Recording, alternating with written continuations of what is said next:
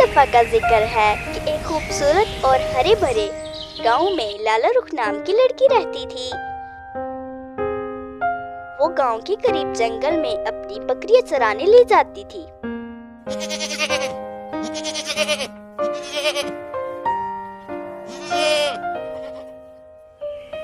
آج وہ صبح جلدی جلدی اٹھی اور ماں سے کہا، ماں میں جنگل میں بکریاں لے کر جا رہی ہوں۔ ٹھیک ہے، اپنا خیال رکھنا اور سنبھل کر جانا، اور شام ہونے سے پہلے واپس آ جانا۔ خدا حافظ ماں، میں اپنا خیال ضرور رکھوں گی۔ یہ کہہ کر وہ اپنی بکریاں لے کر معمول کے مطابق جنگل میں چلی گئی۔ جنگل میں ایک گھنی جگہ پر پہنچ کر وہ ایک پتھر پر بیٹھ گئی۔ بکریاں اس کے آس پاس گھاس چر رہی تھی۔ وہ آج بہت ہی زیادہ پرجوش اور خوش نظر آ رہی تھی۔ کچھ دیر بعد اس نے ادھر ادھر دیکھا تو اسے اپنے پاس ایک بڑی سی انگوٹھی نظر آئی اور اس نے وہ انگوٹھی اٹھا لی۔ پتہ نہیں یہ کس کی ہوگی، لگ تو جادوئی رہی ہے۔ لالا رخ نے یہ انگوٹھی اپنے پاس رکھ لی اور شام ہونے سے پہلے وہ اپنی بکریاں لے کر ہانکتے ہوئے گھر آ رہی تھی۔ اسے راستے میں ایک بونا روتا ہوا دکھائی دیا۔ او پیارے بونے، تم کیوں رو رہے ہو؟ میری انگوٹھی، میری جادوئی انگوٹھی، میں اسے کہاں تلاش کروں؟ کہیں تمہاری انگوٹھی یہ تو نہیں مجھے جنگل میں ملی ہے؟ اوہ، یہ تو میری ہی انگوٹھی ہے۔ تمہارا بہت بہت شکریہ۔ تمہیں پتا ہے میں اس کے بغیر گھر بھی نہیں جا سکتا تھا۔ اوہ کوئی بات نہیں، مجھے خوشی ہے کہ میں تمہارے کام آئی۔ میرے پاس کوئی خاص چیز تو نہیں، لیکن ایک ڈبیا ہے میرے پاس جو مجھے ایک چڑیل کی حویلی کے پاس ملی تھی۔ اس میں ایک مٹر کا دانہ ہے اور مجھے یہ مٹر کا دانہ جادوئی لگتا ہے۔ اسے تم گھر جا کر مٹی میں بو دینا۔ ہو سکتا ہے کہانیوں کی طرح اس سے جو پودا ہوگے اس پر جادوئی مٹر لگے۔ لالا رخ نے وہ مٹر کی ڈبیا لے لی۔ ننھے بونے نے وہ انگوٹھی پہنی اور کچھ منتر بڑبڑانے لگا اور ایک دم سے غائب ہو گیا۔ لالا رخ وہ مٹر لے کر گھر آئی اور اس نے وہ مٹر اپنے گھر کے سامنے مٹی میں بو دیا اور اسے پانی بھی دیا۔ اس نے ماں کو مٹر کے بارے میں بتایا کہ کیسے اسے آج جنگل میں بونا ملا اور اس نے لالا رخ کو وہ جادوئی مٹر دیا۔ اگلی صبح لالا رخ جب اٹھی تو وہ فوراً بھاگ کر اس جگہ گئی جہاں اس نے مٹر بویا تھا۔ وہ یہ دیکھ کر حیران ہو گئی کہ وہاں ایک مٹر کا بڑا سا پودا اگا ہوا تھا اور اس پر ایک بڑا سا مٹر لگا ہوا تھا۔ لالا رخ نے مٹر کو توڑ کر دیکھا تو اس میں مٹر کی بجائے ایک چھوٹا سا ننھا منا سا لڑکا تھا۔ لالا رخ اسے جلدی سے ماں کے پاس لے کر آئی اور ماں کو شروع سے لے کر آخر تک بتایا۔ ماں لڑکے کو دیکھ کر بہت خوش ہوئی۔ ماں کو لڑکا بہت پسند آیا۔ لڑکے نے کہا، مجھے بھوک لگی ہے، تم کیا کھانا پسند کرو گے؟ میں اخروٹ کا حلوہ کھاؤں گا، کیا تم وہ بنا سکتی ہو؟ ہاں میں بنا تو لوں گی، مگر اس کے لیے مجھے جنگل سے جا کر اخروٹ لانے ہوں گے۔ لالا رخ اور چھوٹا لڑکا جنگل میں جاتے ہیں تاکہ وہ وہاں سے اخروٹ لا سکے۔ جب وہ جنگل جا رہے تھے تو لالا رخ سانس لینے کے لیے رکی تو اس نے اس ننھے لڑکے سے پوچھا، تم کون ہو اور اس مٹر میں کیسے آئے؟ مجھے تو یہ سب جادوئی لگ رہا ہے۔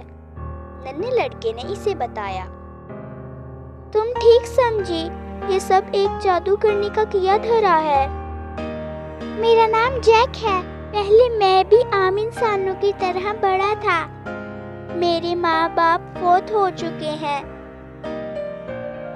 ایک دن مجھے بہت زیادہ بھوک لگی ہوئی تھی اور میں جنگل میں ادھر ادھر پھر رہا تھا کہ مجھے کھانے کے لیے کچھ مل جائے۔ پھر مجھے ایک پرانی حویلی نظر آئی۔ میں نے سوچا کہ ہو سکتا ہے مجھے اس میں سے کچھ کھانے کو ہی مل جائے۔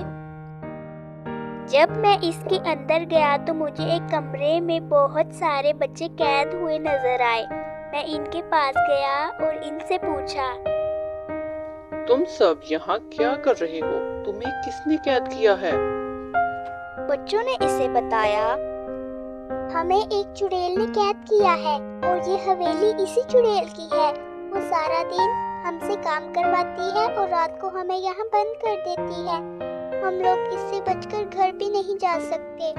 تم بھی یہاں سے بھاگ جاؤ ورنہ چڑیل تمہیں بھی قید کر لے گی۔ مجھے ان بچوں کی کہانی سن کر بہت افسوس ہوا۔ میں نے اس کمرے کی کنڈی کھول کر ان بچوں کو آزاد کر دیا اور ان سے کہا کہ وہ یہاں سے بھاگ کر سیدھا اپنے گھر جائیں، اور وہ خوشی خوشی وہاں سے بھاگ گئے۔ ان کے جانے کے بعد میں بھی وہاں سے جانے لگا تھا کہ کیا دیکھتا ہوں کہ وہ جادوگرنی وہاں آ گئی اور بچوں کو جیل میں نہ پا کر وہ سمجھ گئی کہ میں نے ان کو وہاں سے بھگایا ہے، اور غضبناک آواز میں بولی، تم نے ان بچوں کو بھگا کر میرا بہت نقصان کیا ہے۔ میں ان بچوں سے سارے گھر کے کام کرواتی تھی، اب وہ سارے کام مجھے کرنا پڑیں گے۔ تمہیں اس کی سزا ضرور ملے گی۔ میں تمہیں جادو کے زور سے بہت چھوٹا سا بنا کر مٹر کے ایک بیج میں بند کر دوں، پھر اس بیج کو ایک ڈبیا میں بند کر کے اپنے گھر سے باہر پھینک دوں گی۔ اگر تیری قسمت اچھی ہوئی تو کوئی تجھے اس میں سے نکال کر زمین میں بو دے گا۔ اس میں سے مٹر کا ایک پودا نکلے گا جس میں ایک پھلی لگی ہوگی، اور اس میں تو گہری نیند سو رہا ہوگا۔ ہاں، اگر کوئی نیک دل انسان تجھے اس میں سے نکال کر اخروٹ کا حلوہ بنا کر کھلائے گا تو تم پہلی حالت میں واپس آ جاؤ گے، مگر ایسا کرے گا کون؟ ہا ہا ہا ہا ہا ہا ہا۔ پھر اس کے بعد کیا ہوا مجھے کچھ خبر ہی نہیں۔ جب مجھے ہوش آئی تو میں نے خود کو تمہارے سامنے پایا۔ اب تم مجھے اگر اخروٹ کا حلوہ کھلاؤ گی تو میں پہلی حالت میں واپس آ سکتا ہوں۔ ٹھیک ہے، چلو پھر اخروٹ لینے چلتے ہیں۔ اس کے بعد دونوں اخروٹ توڑتے ہیں اور گھر آ کر لالا رخ نے اخروٹ توڑ کر ان کا حلوہ بنایا اور اپنی ماں کو ساری کہانی بتائی۔ جیسے ہی جیک نے اخروٹ کا حلوہ کھایا، کھڑکی سے 7 رنگ آئے اور دیکھتے ہی دیکھتے جیک ایک خوبصورت نوجوان لڑکے میں تبدیل ہو گیا۔ جادو کا اثر ختم ہو چکا تھا اور کچھ دنوں بعد ان کی شادی ہو گئی۔